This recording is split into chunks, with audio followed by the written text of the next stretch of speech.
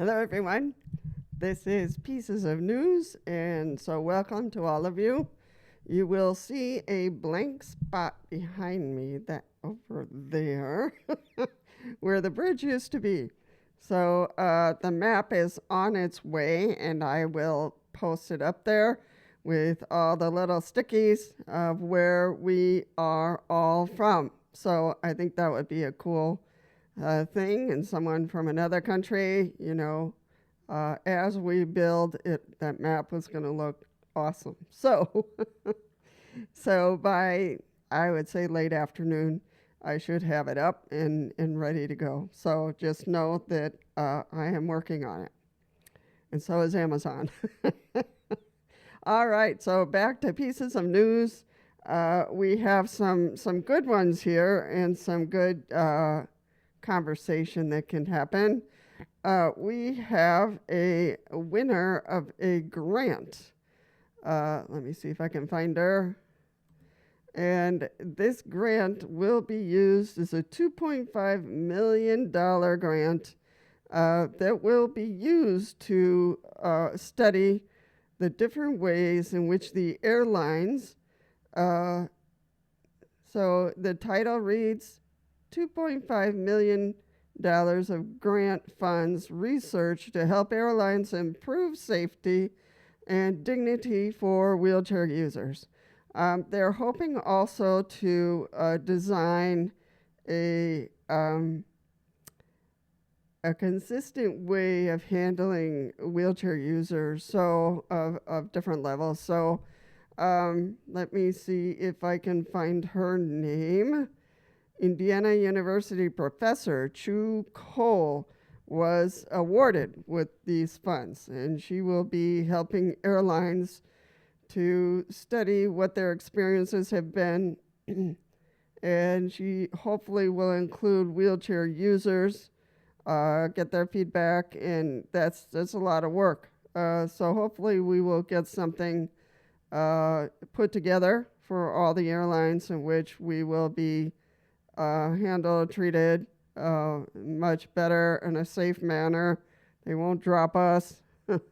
Quite a few of us have had that experience, myself included. So, in how not to lose or damage wheelchairs, which would be nice. So how do you lose a wheelchair? I don't get that part. But anyway, Professor Cole is the first researcher in her department to successfully win a grant from the Federal Research Institute, said Richard Holden, chair of the Department of Health and Wellness Design and co-investigator in Cole's study.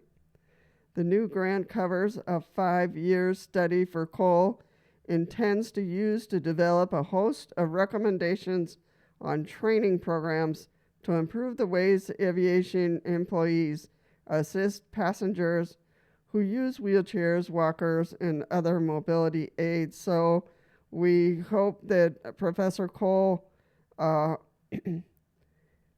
at it and is successful in helping this study that we need so much, and to hopefully get something that is consistent across airlines so we can tell what needs to adjust, what needs to be changed, and do that in a quick manner. However, there are other issues. There are a lot of organizations that are out there, especially here in the U.S., that are working, to improve the situation, whether it's through advocacy, whether it's offering their company, their organization for studies. So I don't know if they know that each other exists. So I'm hoping that all these organizations, because we have from the HME News an article, Disability Groups Launch Safe Travel Campaign.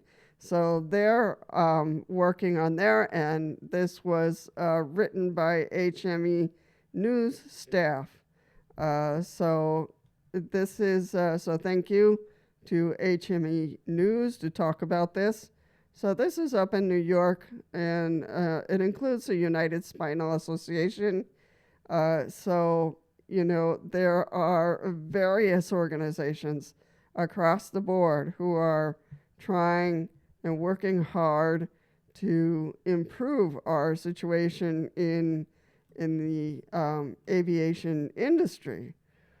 Here we have Runaway Girl Network. She has a YouTube channel, and she has also a network in which she writes articles. So the Runaway Girl, she wrote the story about her brother who passed away 20 years ago of an illness, spinal muscle atrophy, so SMA.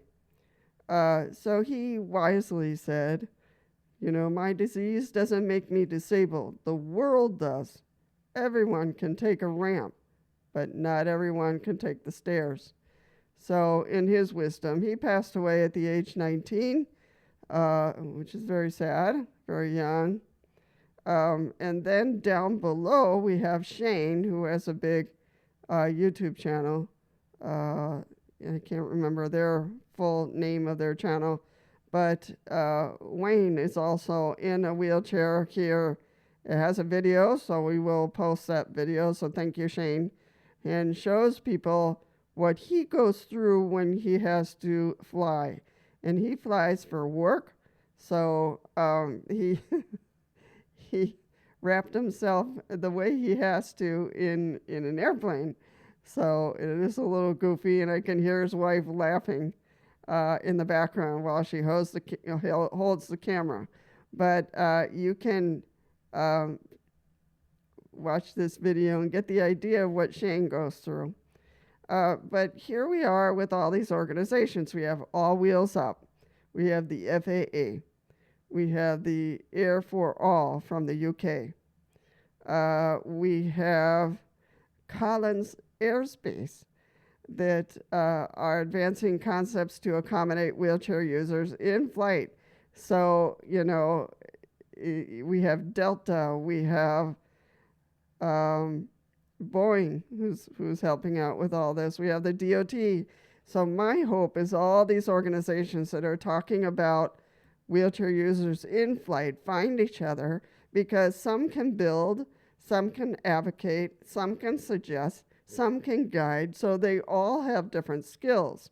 And it's really important in our news of pieces of news that these organizations find each other, meet with each other, and offer their expertise so we can, do our best in helping us who are in wheelchairs to fly from point A to point B in a comfortable manner in which we don't have to get picked up. That we can just be, our wheelchairs can just be locked down, and we can go into the plane, get out of the plane.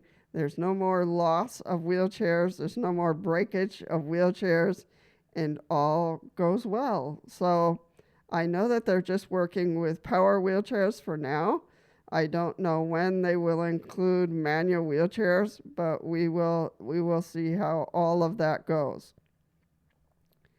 So many people, so many organizations, so many plans, and I just have to cross my fingers that they find each other and help each other in getting this project done. So that is the pieces of news. We have one piece from Nairobi. So my hope is that pieces of news can spread this information and people can say, oh, I didn't know about that guy or this gal or this funding, or and they can talk to each other. Pick up the phone, guys. Send emails. So we were going to talk about Nairobi, weren't we? Yes.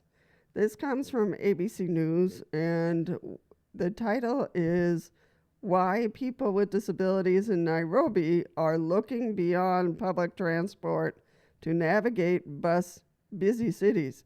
In Nairobi, it's very busy.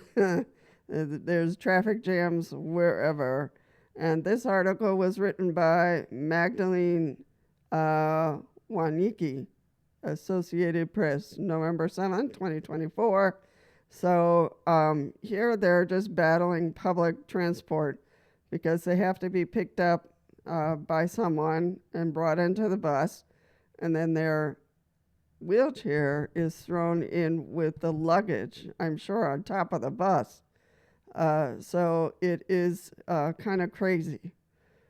But Nairobi's most popular modes of transport include motorbikes along with minivans and minibuses that are not fitted with ramps.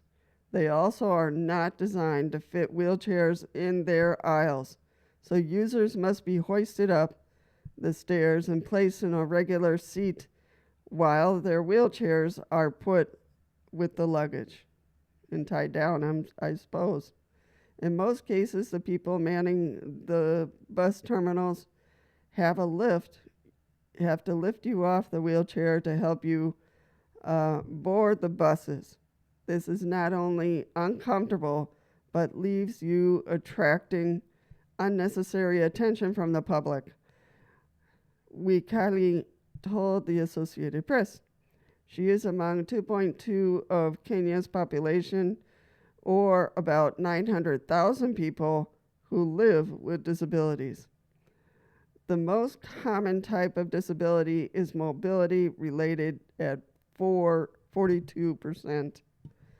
One entrepreneur, Daniel Gatura, found ACE Mobility in Nairobi in 2021. Its vehicles are modified with ramps and swivel seats to accommodate people with disabilities and anyone else who needs support commuting. Gatura said he was inspired by a personal experience growing up. My father sustained a spinal cord injury in an accident there that left him in a wheelchair when he was just 5 years old. I witnessed the challenges my father faced, including losing his job due to transportation issues, Gatura said. Users can book rides through the ACE Mobility app. Drivers are trained as caregivers, ensuring they understand how to provide respectful and appropriate assistance to passengers with disabilities. Gatura said they have 5,000 users. 5,000. That's incredible. We are changing the narrative around disability and reduce mobility. Just because you have a disability doesn't mean you cannot earn for yourself. It doesn't mean you are nobody in society, he said. So that is Nairobi. They are trying and doing their best to accommodate people with disabilities and who also have jobs and need to get from point A to point B, which is a little hard in Nairobi due to the traffic. So I wish Gatura much luck, and hopefully he has enough staff to keep the organization going in the funds. So folks, that is it for Pieces of News. I'm hoping, and as usual, that these people find each other and that they help each other put something together for the airlines. I am hoping that Nairobi is able to improve their mobility needs, and I'm hoping that the map back there comes today. So that is Pieces of News. Thank you so much, and I'll see you in the next one.